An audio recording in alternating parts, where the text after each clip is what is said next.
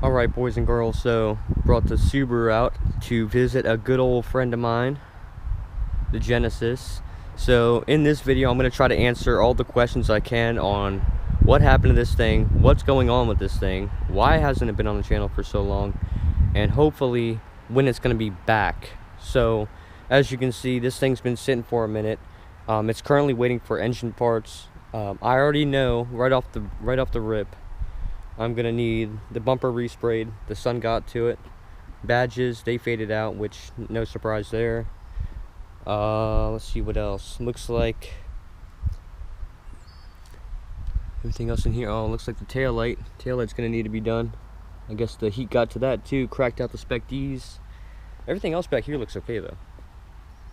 I noticed the windshield trim. Looks like it's starting to dry up a little bit. I'm hoping a quick spray might fix that. Maybe, I don't know. Obviously my rear seat situation, you might not be able to see it, but it was ripping a little bit before. I planned on not even keeping the rear seat in it anyways. Good old brakes. They've been seeing some dirty deeds, you guys. These things are crusty McRusty in here. Once again, like normal, if it is too windy, sorry. It must be like a Pennsylvania thing. I don't know. Everything else though, obviously you got some whiting. I'm hoping that'll clear back up with maybe like some like a quick wash or something, maybe some like rubber rejuvenator or something. I'm gonna have to get the turn signals redone. They just have a wrap tin on them. Obviously that's not holding up too good. This is all sun faded out, so I'm just gonna order a new cowl, probably wiper arms, definitely wipers. And then the side pieces, everything else looks good on this though. These were new. It looks like the sun's already getting to these two, beating these things up. It happens. Got the headlights, the wrap on them, or the tint, so to speak, is actually it could just be dirty, but it's probably actually eating the film up. I mean, it's like 3 years old now, so I didn't expect that to last. Besides that though, this thing, I was doing a burnout, okay? So don't get me wrong, this thing was fairly reliable. It has 101,000 miles on it. That thing's definitely been more of a headache than this thing has. So I'll give it that. This thing is pretty solid, minus the people that say, oh, it's a Hyundai, what'd you expect? You know, the normal stuff from those people. I mean, it is what it is. Any car is going to do this if you treat it like, especially the way I treated this thing. I got this thing at 50,000 miles, and for those of you who don't know, I've had it this whole time. So 50,000 miles to like 101,000 miles, and I dogged this thing. I beat this thing like every single day. So the fact that it even lasted 51,000 miles with that kind of abuse is insane. But I was doing a burnout for a gender reveal. It was a girl, and I went a little too hard. I tried to roast off the tires because the tires were already on their way out. Not sure if you can see that. This one's not that bad. One of these, they were starting to come off in pieces, so I decided to try to roast them all the way off. Yeah, there's one of the chunks right down in here. So I decided to try to roast them all the way off, and well, went a little too hard because after the burnout, that didn't do it. So I did like a 2-minute long burnout on this thing. Right after the burnout, I decided to keep going and doing like another 3 minutes of donuts, whipping this thing, going straight, and then whipping it at like 60 miles an hour. So that is what ended up doing it, and I was just bouncing off the limiter and everything, just being dumb.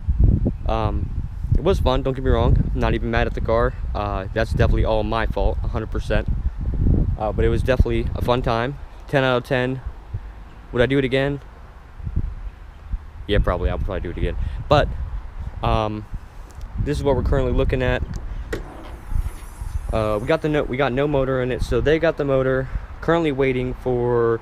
I'm gonna be doing a full build on it, so forged pistons, rods, new bearings, you know, all the nice stuff, built heads, and then the plan is to run that motor for a couple thousand, probably about 5,000 miles, because I'm mainly gonna be driving this thing or the Civic, which obviously isn't over here because I'm at the shop. But I'm gonna be driving this thing or the Civic, maybe swapping it out for the BMW every now and then this thing is just gonna be more or less a toy than anything. But right now we got the motor out of it.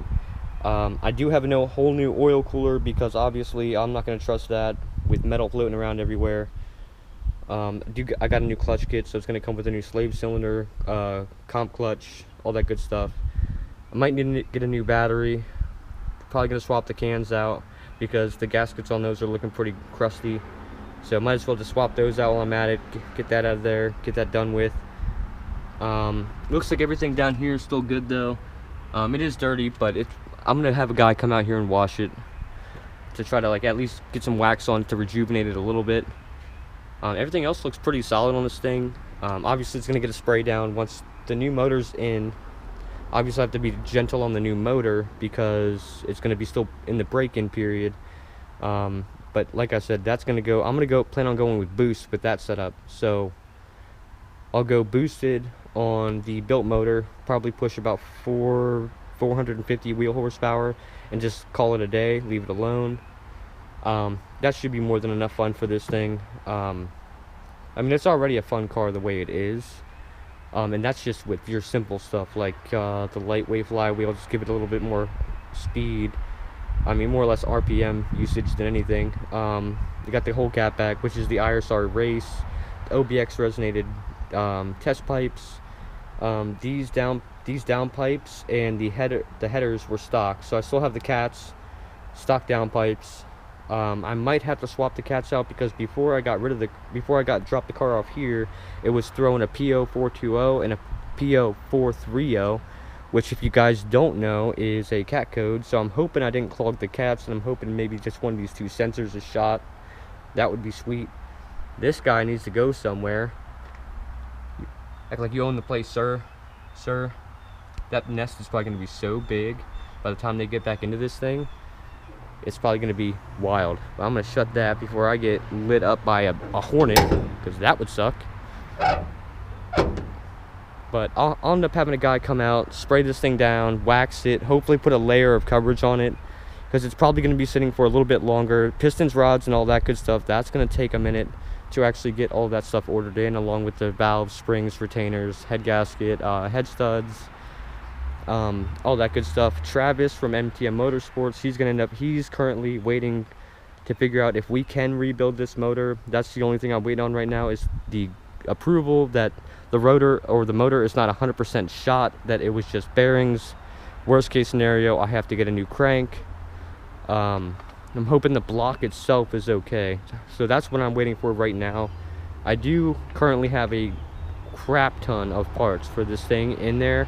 So like all new timing, obviously, like I said, the new oil cooler, along with tons of other stuff with this thing. This thing I've gotten so much stuff on store for this, it's insane.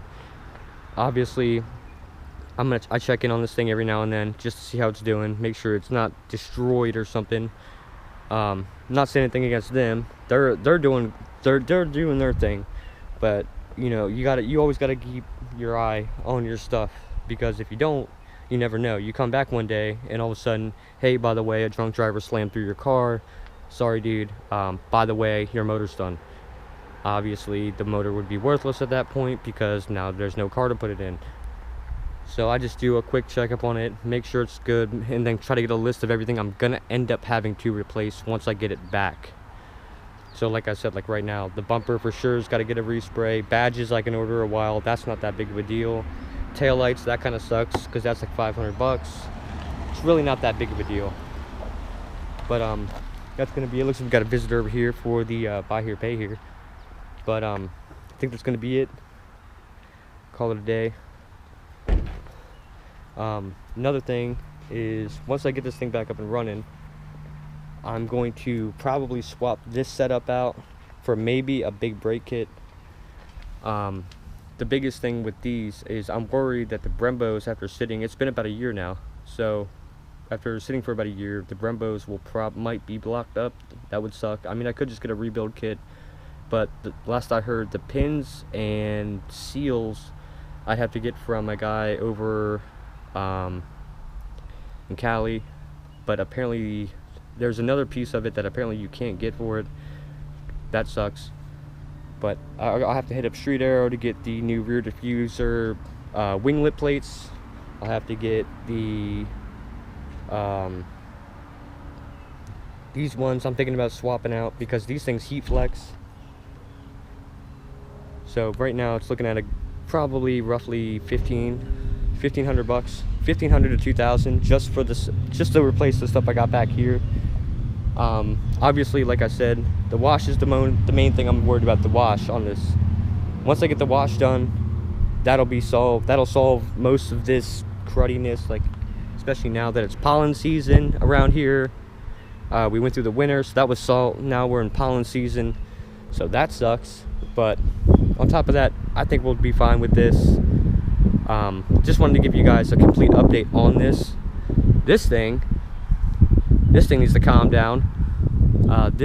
So I did a video previously on what all was done to it.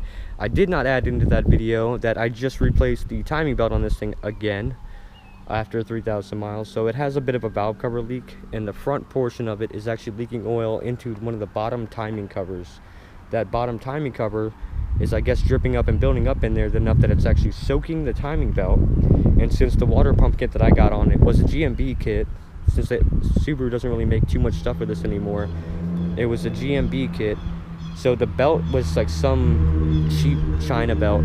It was something cheap because it only lasted about 3,000 miles before the oil got to it and destroyed it.